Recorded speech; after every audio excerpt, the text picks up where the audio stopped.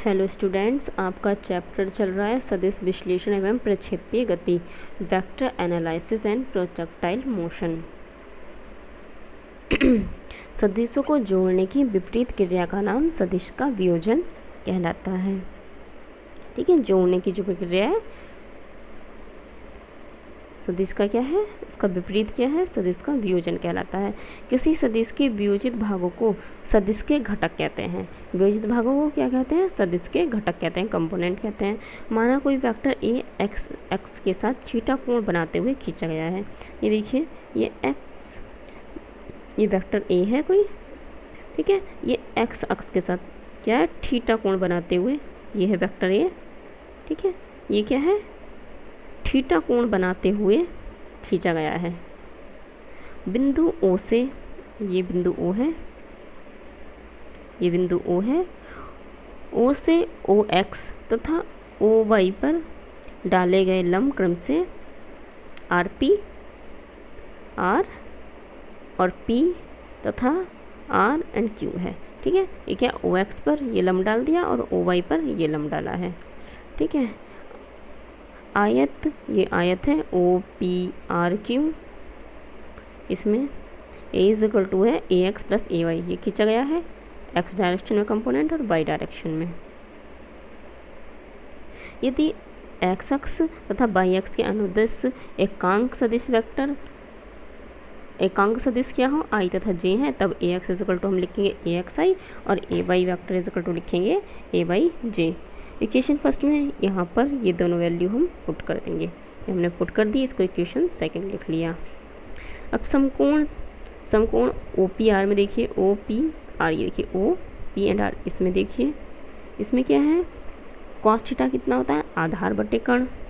आधार कितना है हमारा, आधार ये है और कर्ण, ये आधार है और ये कर्ण है, तो O P upon O R, तो ये कितना जगह ए एक्स अपॉन ए, यहाँ से cos theta is equal to हो गया ए एक्स अपॉन ए, तो A X is equal to यहाँ से आ जाएगा ए कॉस थीटा। ये क्या है, हमारा क्षैतिज घटक है, ये वाला है एक्स डायरेक्शन में, क्षैतिज घटक है, बाई डायरेक्शन में निकालेंगे इधर। ठीक है, इधर से ये देखिए sine theta is equal to होता है लंब बटे कर्ण, लंब हमारा क्या है इसमें पी आर, ठीक है, और कर्ण कितना है ओ आर, ये कर्ण है ओ आर, और लंब कितना है, ये वाला है, ये पी था और ये आर है। ठीक है, तो यहाँ से पी आर कितना हो गया, ये वाली क्या है, ये हमारा ए वाई है, यहाँ पर इधर की साइड हमने लिखा था ए वाई। ठीक है, जितना ये है उतना ये है ए वाई अपन ओ आर कितना है ए है, इसको हमने ए वेक्टर लिखा है, तो यहाँ से साइन थीटा इक्वल टू आ गया ए वाई अपॉन ए। ये हमारा क्या है, ऊर्ध्वाधर घटक है।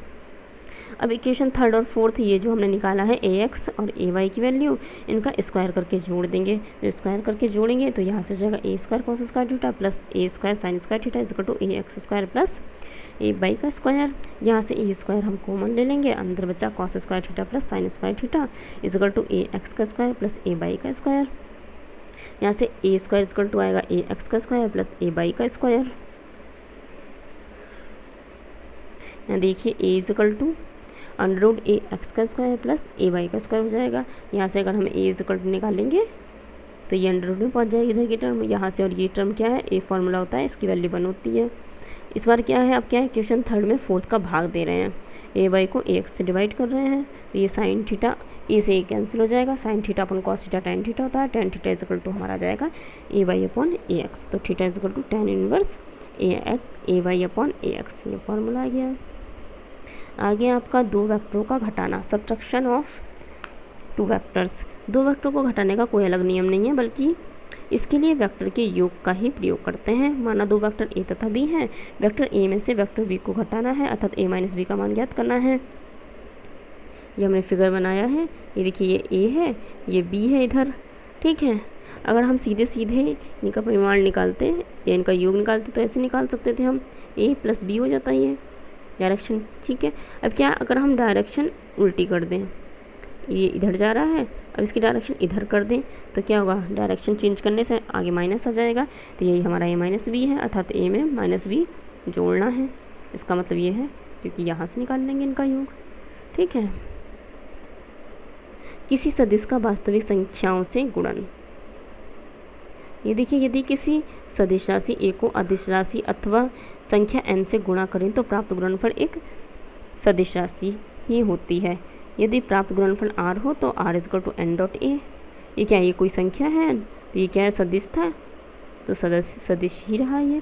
r का परिमाण a का परिमाण का n गुना होता है, ये देखिए n गुना है, और r की दिशा क्या होगी, वही होगी जो a की होगी।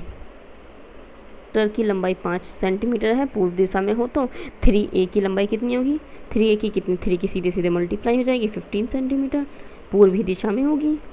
ठीक है, इसी प्रकार अगर -3a की लंबाई करें तो भी कितनी होगी, ए भी इतनी होगी, 15 सेंटीमीटर पर माइनस का साइन है तो इसकी क्या है, अपोजिट हो जाएगी। ये पूर्व में थी तो इस बार पश्चिम में हो जाएगी। फॉर एग्जाम्पल देखिए, यहाँ पर क्या है, m कोई राशि है, कोई अदिश राशि है, इसमें b क्या है, कोई सदिश राशि है। इसकी मल्टीप्लाई करने पर क्या होता है, हमें संवेग प्राप्त होता है। ये कैसी राशि है, सदिश राशि है। इसी प्रकार यदि राशि त्वरण a तथा अदिश राशि द्रव्यमान m से गुणा करें तो राशि प्राप्त राशि क्या होगी, f प्राप्त होगी, f is equal to ma हो जाएगी। ठीक है, अदिश राशि में, अब सदिश राशि में अदिश राशि का अगर भाग दे तब क्या प्राप्त होगा, तब भी वही प्राप्त होगी, सदिश राशि ही। किसी सदिश राशि a में किसी अदिश राशि अथवा किसी संख्या n से भाग दिया जाए तो प्राप्त भागफल सदैव एक सदिश राशि होती है। ये देखिए सदिश राशि होगी क्योंकि वेक्टर लगा हुआ है, ये भी क्या है, एक सदिश राशि ही होगी। और r का परिमाण क्या होगा, a के परिमाण का 1/n गुना होगा, अपॉन में आ रहा है तो 1/n गुना होगा। और इसकी दिशा क्या होगी, वही होगी जो a की दिशा होगी। ठीक है, फॉर एग्जाम्पल बल F को अदिश राशि द्रव्यमान m से भाग देने पर सदिश राशि त्वरण a प्राप्त होती है। ठीक है, a is equal to f/m। दो वेक्टरों का गुणन देखिए, दो वेक्टर राशियों का गुणन दो प्रकार से होता है, एक तो सदिश गुणन होता है और एक अदिश गुणन होता है। तो अदिश गुणन देखिए स्केलर गुणन भी कहते हैं, इसे डॉट प्रोडक्ट होता है, इसमें इसे इस टाइप से शो करते हैं डॉट से। सदिश गुणन वेक्टर गुणन कहते हैं इंग्लिश में, और क्रॉस प्रोडक्ट भी कहते हैं इसको, और इसे क्रॉस साइन से डिनोट कहते हैं। अदिश गुणन देखिए, यदि दो वेक्टर राशियों के गुणनफल से प्राप्त राशि अदिश है तो इसे अदिश गुणन या स्केलर गुणन कहते हैं। इसे कैसे प्रदर्शित करते हैं, इसे डॉट लगाकर प्रदर्शित करते हैं। माना दो वेक्टर a तथा b हैं, a तथा b का अदिश गुणन a डॉट b होगा। इसी प्रकार सदिश गुणन है, यदि दो वेक्टरों के गुणनफल से प्राप्त राशि सदिश हो तो इस गुणन को सदिश गुणन या वेक्टर गुणन कहते हैं। इसे राशियों के बीच क्रॉस लगाकर प्रदर्शित करते हैं, a व b का सदिश गुणन a क्रॉस b होगा। ठीक है, सदिश गुणन में डॉट लगाते हैं और सदिश में क्रॉस, अदिश में डॉट और सदिश में क्रॉस। आगे देखिए दो वेक्टर का अदिश गुणन। दो वेक्टरों का अदिश गुणन एक अदिश राशि है जो उन वेक्टरों के परिमाणों तथा उनके बीच बने कोण की कोज्या के गुणनफल के बराबर होती है। माना दो वेक्टर हैं a तथा b तथा उनके बीच का कोण थीटा हो तो a dot b is equal to हमारा आएगा कॉस थीटा। ठीक है, cos theta is equal to क्या होता है, आधार बटे कर्ण, तो ON/b, ON is equal to कितना होगा, b कॉस थीटा होगा। ON ये लिखें तो कितना जाएगा, b कॉस थीटा जाएगा। डॉट प्रोडक्ट कैसे लिखते हैं, a dot b is equal to A B cos theta. ये क्या है, a और b का क्या है, ये मैग्नीट्यूड है, परिमाण है। आगे इनके गुण देखिए, अदिश गुणनफल के गुण। दो वेक्टरों के अदिश गुणन का मान धनात्मक शून्य तथा ऋणात्मक हो सकता है। a डॉट बी बराबर A B cos theta formula आप जानते हो। यदि थीटा की वैल्यू न्यून कोण हो, मतलब थीटा 90 डिग्री से क्या हो, छोटा हो, तो कॉस थीटा क्या है, धनात्मक होगा। तो A dot B equal to कितना आएगा हमारा, धनात्मक होगा। यदि थीटा समकोण हो, थीटा इक्वल टू 90 डिग्री हो, तो कॉस थीटा शून्य होगा, A dot B equal to 0। यदि थीटा अधिक कोण हो, 90 डिग्री से बड़ा हो, तो कॉस थीटा की वैल्यू ऋणात्मक होगी, ए डॉट बी ऋणात्मक आएगा। अदिश गुणन क्रम विनिमय होता है, स्केलर प्रोडक्ट इज कम्यूटेटिव, मतलब उल्टा भी इसके बराबर ही होता है। ये देखिए कैसे, A dot B equal to A B cos theta, जहाँ थीटा इक्वल टू ए व बी के बीच वामाव्रत दिशा में बना कोण है। ये देखिए ये बना कोण है, ए व बी को उत्क्रमित करने पर, बी डॉट ए करने पर बी ए कॉस, इसको क्या 3, ये वाला एंगल लेंगे, इसको उल्टा कर रहे हैं तो इधर वाला ये कितना है, इधर का ये टोटल कितना होता है 360, इसमें से ये वाला एंगल थीटा निकाल देंगे तो 360 माइनस थीटा, तो बी डॉट ए बराबर बी है, 360 माइनस थीटा होता है, कॉस थीटा ही होता है। तो B dot A equal to B A cos theta, B dot A बराबर ए बी कॉस थीटा, ये भी इसके बराबर ही आ गया, इसकी वैल्यू भी इतनी है और बी डॉट ए की वैल्यू भी इतनी है, इसका मतलब ये बराबर ये है। ठीक है, अदिश गुणनफल वितरण नियम का पालन करता है। मतलब यदि 3 वेक्टर ए बी सी हो तो देखिए ए डॉट बी प्लस सी, तो क्या है ये वितरण नियम, मतलब सीधे सीधे इसकी इससे मल्टीप्लाई हो जाएगी, इसकी इससे मल्टीप्लाई हो जाएगी प्लस में, इसका पालन करता है। 2 परस्पर लंबवत वेक्टरों के अदिश गुणन का मान 0 होता है। क्या लंबवत वेक्टरों का मतलब कि थीटा की वैल्यू क्या है 90 डिग्री है, जहाँ भी लंबवत की बात करेंगे वहाँ theta is equal to 90 degree होगा। Theta is equal to 90 degree, cos 90 की वैल्यू होती है हमारी 0, तो यहाँ पर इसकी कॉस 90 की जगह 0 रखेंगे तो ये वैल्यू आ जाएगी हमारी 0। 2 समांतर वेक्टरों के अदिश गुणन का मान उसके परिमाणों के गुणनफल के बराबर होता है। समांतर हैं अगर, ये देखिए ये हमारे 2 वेक्टर हैं समांतर, इसका मतलब समांतर का मतलब है थीटा की वैल्यू कितनी है 0 है, कॉस 0 की वैल्यू हमारी 1 होती है। ठीक है, तो ए बी इंटू इसकी जगह 1 रखेंगे तो A dot B is equal to हो जाएगा हमारा ए बी। यदि ए व बी प्रति समांतर हो, प्रति समांतर ये पहले समांतर है तो ऐसे, प्रति समांतर हो तो इसके अपोजिट डायरेक्शन में इधर, मतलब theta is equal to 180 degree हो तो theta is equal to 180 degree रखेंगे हम। कॉस 180 की वैल्यू होती है -1, तो A dot B is equal to आ जाएगा हमारा माइनस ए बी। किसी अदिश का उसी सदिश से सदिश गुणन का मान उस वेक्टर के परिमाण के वर्ग के बराबर होता है। ये देखिए इसमें इसका मतलब है ए डॉट ए बराबर क्या है, ए स्क्वायर के बराबर होता है। ये क्या है 2 सदिश हैं, ये ए वेक्टर और क्या कर रहे हैं डॉट कर रहे हैं, इसका मतलब अदिश गुणन कर रहे हैं। इनका मान क्या है उस वेक्टर के परिमाण के वर्ग के बराबर होता है। ठीक है, एकांक लंबकोणीय आई जे के अदिश गुणनफल में निम्न संबंध होता है। ये देखिए 3 है आई जे के एक्स वाई जेड डायरेक्शन में, तो आई डॉट जे और जे डॉट के और के डॉट के, यहाँ पर ये होगा के डॉट आई। ठीक है, आई जे के और के आई ये क्या होता है 0 होता है। आई जे के वेक्टरों का प्रत्येक का परिमाण 1 होता है। किन्हीं 2 वेक्टरों के बीच का कोण क्या है theta is equal to 90 degree होता है। इससे इसके बीच भी 90 डिग्री का कोण है, इसमें भी 90 डिग्री का कोण है और इसमें भी 90 डिग्री का कोण है। ये सब आपस में क्या है 90 डिग्री के एंगल पर है। तो A dot B is equal to अगर हम निकालें तो ये क्या ए बी कॉस थीटा से, इससे अगर हम निकालें तो I dot J is equal to निकालेंगे तो ये 1 हो जाएगा। इनका परिमाण क्या है 1 है आई जे के का और कॉस 90 की वैल्यू 0, तो आई डॉट जे कितना हो गया 0 हो जाएगा। इसी प्रकार बाकी के भी ये दोनों भी 0 रहेंगे। आई यहाँ पर आई है। ठीक है, आई अगर हम आई डॉट आई निकालें और जे डॉट डे और के डॉट के तो इसकी वैल्यू 1 आती है। 1 कैसे आती है, इसी फॉर्मूले का यूज़ करेंगे तो आई डॉट आई बराबर इनका परिमाण तो 1 है 1 × 1 और कॉस थीटा और कॉस इसमें क्या है थीटा की वैल्यू कितनी रखेंगे 0 रखेंगे, क्योंकि आई डॉट आई ही ले रहे हैं सेम ले रहे हैं, मतलब ये समांतर में आ गया। ठीक है, इसमें 90 डिग्री के एंगल पर था तो theta is equal to 0, cos 0 की वैल्यू 1 होती है तो आई डॉट आई 1। इसी प्रकार से जे डॉट जे और के डॉट के भी 1 होगा। आ गया इसमें आपका यदि ए व बी को वेक्टर ए व वेक्टर बी को एक्स वाई तथा जेड घटकों लिखें तो ए डॉट बी बराबर हमारा होता है ए x B x plus A Y B Y plus A Z B Z.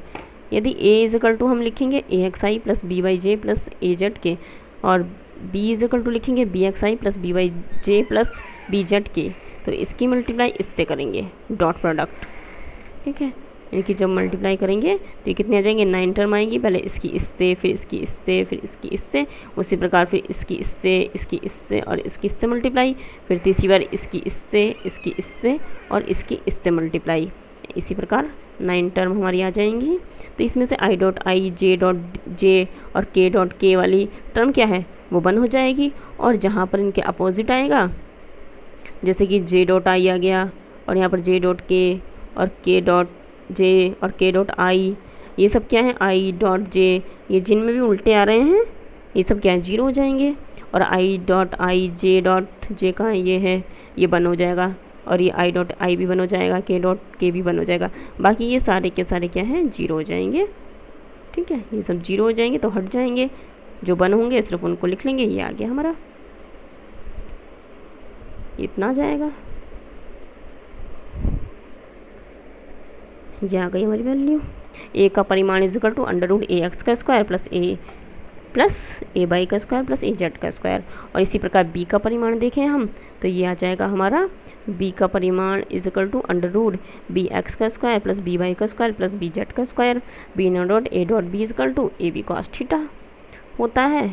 इससे हम अगर कॉस थीटा की वैल्यू निकालें तो A dot B upon A B आ जाएगा। इसका मतलब है ए का वेक्टर डॉट बी का वेक्टर अपॉन ए का परिमाण इंटू बी का परिमाण।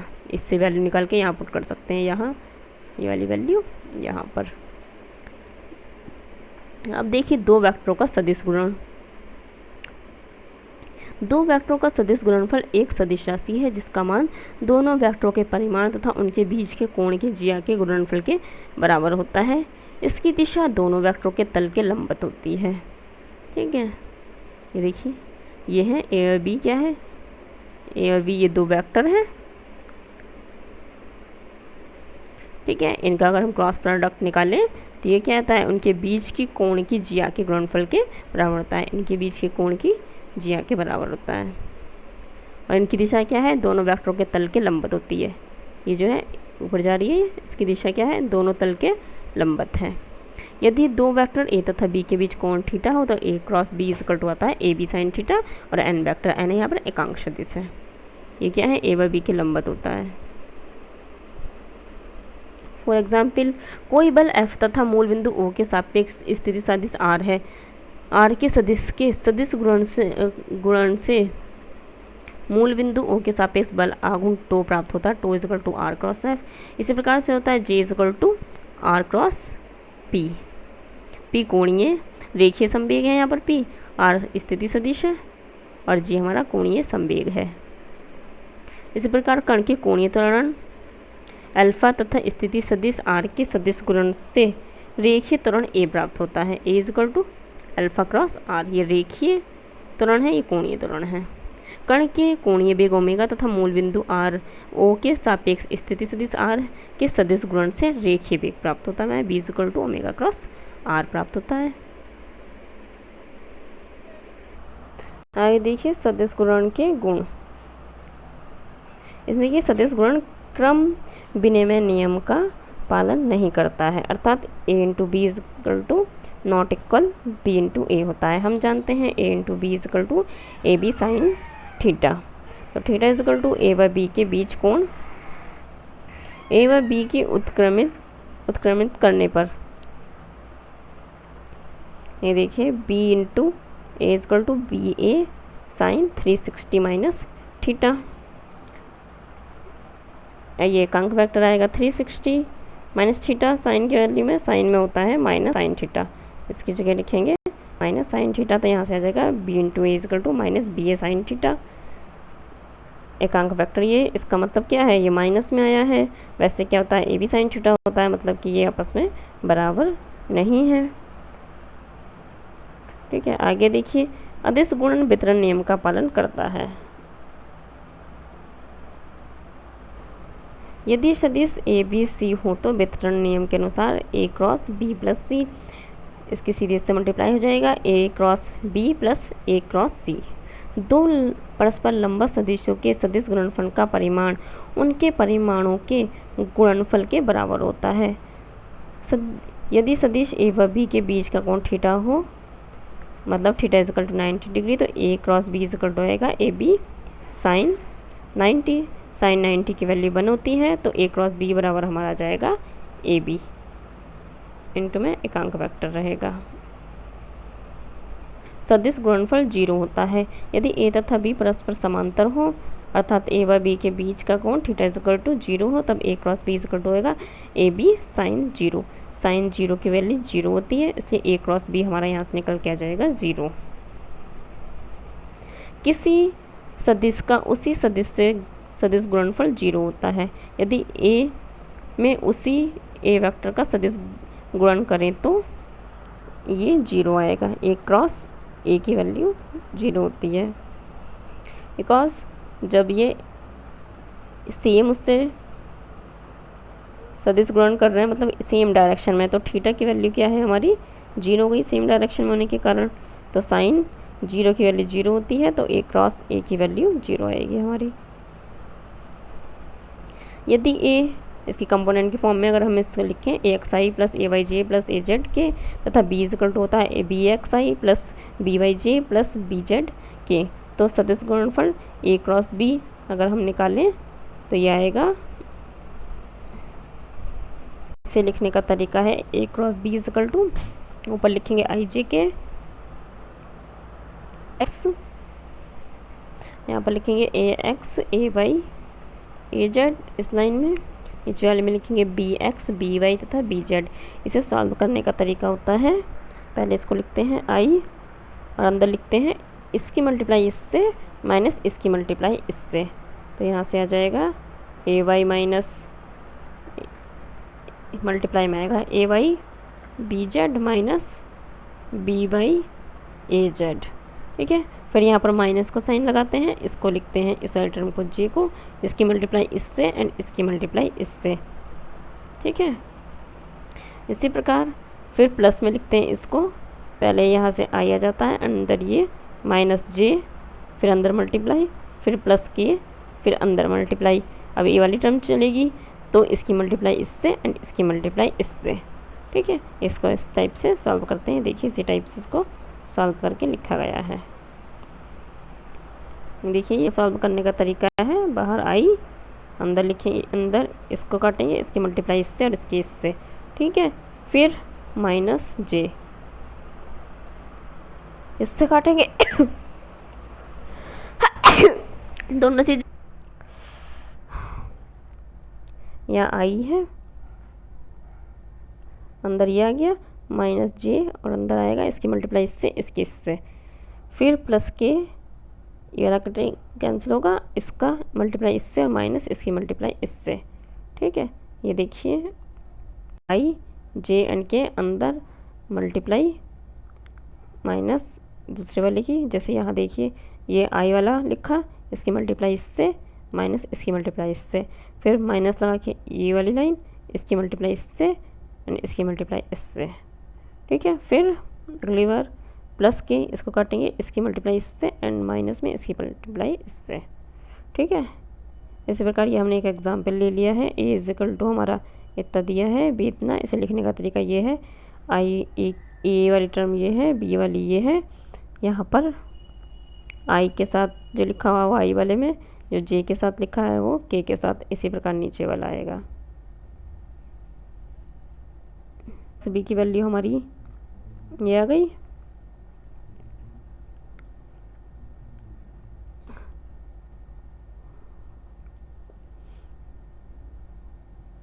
यहाँ पर A cross B is equal to आ गया I, यहाँ पर अंदर की मल्टीप्लाई करके लिख दिए दोनों टर्म की इस टाइप से, फिर J फिर K की, इनकी कैलकुलेशन करेंगे, आएगा -7I -17J -13K। नेक्स्ट गुण इसका लंब कोणीय एकांक सदिश I J तथा K के गुणनफलों में निम्न संबंध होता है, I cross I J cross J K cross K 0 होता है। हम जानते हैं क्रॉस B बराबर होता है AB साइन थीटा, तो यहाँ से देखिए ये क्या है, I सेम है, J है, K इनका मतलब है इनके बीच में क्या है, एंगल 0 है, सेम डायरेक्शन में है, I और J K है, तो theta is equal to sine कितना आएगा, थीटा की वैल्यू 0 हो गई, साइन 0 की वैल्यू 0 होती है, तो यहाँ से इन सब की वैल्यू क्या हो जाएगी, 0 हो जाएगी। इसी प्रकार और इनका परिमाण हमारा 1 है और इनके बीच कोण कितना है, 0 था। अब देखिए इसी प्रकार I J व K के मान भी क्या होंगे, 0 हो जाएंगे। I का तो हमने करके दिखा दिया है, बट अगर अलग अलग लें I इंटू J, दो कंपोनेंट अगर हम लें तो क्या आएगा, तीसरे वाले के बराबर आता है। ठीक है, I क्रॉस J बराबर होगा K के, J क्रॉस K होगा L के और K क्रॉस L होगा J के बराबर।